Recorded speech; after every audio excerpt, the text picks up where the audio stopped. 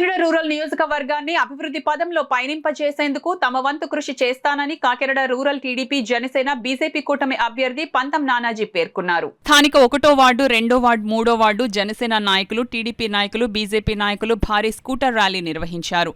ఈ కార్యక్రమంలో Janasena, TDP, BJP ఉమ్మడి అభ్యర్థి అయిన పంతం నానాజీని భారీ మెజారిటీతో గెలిపించుకుంటామని నాయకులు తెలిపారు. ఈ కార్యక్రమంలో వార్డు పెద్దలు, నాయకులు, అభిమానులు పాల్గొన్నారు. ఈ అరాచకపాలని నిర్మూలించాలంటే కంపల్సరీ జనసేన, టీడీపీ, బీజేపీ కూటమి పక్కాగా విజయం సాధిస్తుంది. ఇది ఓన్లీ మెజారిటీ గురించే మేము చేస్తుంది. ఎక్కువగా అందరూ ప్రతి ఇంట్లోని ప్రతి ఏరియాలో కూడా చాలా స్వాగతం పలుకుతున్నారు.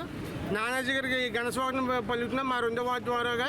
అదేవిధంగా కొండేలపేట, బొండగుంట, రౌనీపేట, మన ఆర్ఆర్ నగర్, శశికళ నగర్ ఏరియాలన్నీ కూడా చాలా అందరూ ఉత్సాహంగా ఉండి సొంతంగా వాళ్ళ పనులు మానుకుని చాలా యాక్టివ్గా పనిచేస్తున్నారు.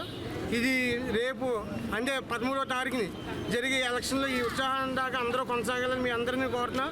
ఈ కార్యక్రమం ఇచ్చేసిన పెద్దలందరికీ మరీ హృదయపూర్వక నమస్కారాలు తెలియజేస్తాం. ఈ రేపు 13వ తారీఖున జరిగే ఎలక్షన్లో మన గ్లాస్ గుర్తు సింబల్ 6వ నెంబర్ వచ్చింది నానాజీ గారిది. అదేవిధంగా ఎంపీ అభ్యర్థి అయిన తంగిళ్ళ ఉదయ్ భాస్కర్ గారికి ఏమో 9వ నెంబర్ వచ్చింది.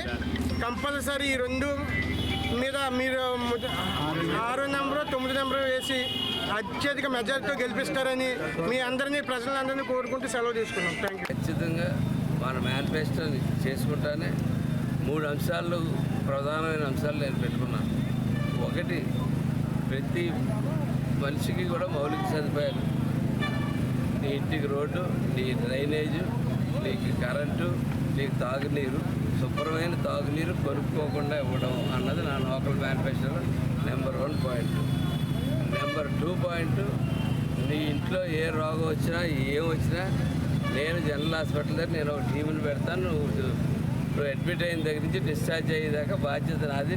నా మనుషులు అక్కడ ఉంటారు, దగ్గరుండి నీకు చూపించి చేస్తాను. అంతేగాని ఆ కాగితం పట్టుకొని నరకం చూడొద్దు. పేషెంట్ కూడా వెళ్ళిన భార్య కానీ పిల్లలు కానీ నరకం చూడొద్దు అని చెప్తా ఉన్నాను. వాళ్ళు వెళ్ళండి, మా మనుషులు ఉంటారు, మీరు మీ పేషెంట్ ఎవరైతారో వాళ్ళ దగ్గర ధైర్యంగా పక్కన ఉంచండి, మిగిలిన పనులు మా మనుషులు చూస్తారు. అది నేను ఖచ్చితంగా నా కళ్ళతోటి ఆ బాధలు చూశాను కాబట్టి నేను చెప్తా ఉన్నాను. అది ఖచ్చితంగా చేస్తాను. 3వది, నిరుద్యోగ సమస్య